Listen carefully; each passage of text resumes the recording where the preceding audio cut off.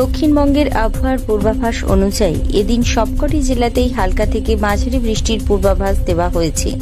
এদিন এছাড়াও শনিবার ও রবিবার আপাতত কোনো জেলাতেই ভারী বৃষ্টি কিংবা বজ্রবিদ্যুতের পূর্বাভাস নেই। তবে আবহাওয়া দপ্তরের তরফে মৎস্যজীবীদের উদ্দেশ্যে সতর্ক করে বলা হয়েছে, মধ্য সংলগ্ন উত্তর বঙ্গোপসাগরে নিম্নচাপ তৈরির কারণে 31শে আগস্ট পর্যন্ত পশ্চিমবঙ্গ উপকূলে সমুদ্র উত্তাল থাকবে, তাই মৎস্যজীবীদের সেখানে যেতে নিষেধ করা হয়েছে। তবে নিম্নচাপের তেমন কোনো প্রভাব বাংলার উপকূলের জেলাগুলিতে পড়বে না।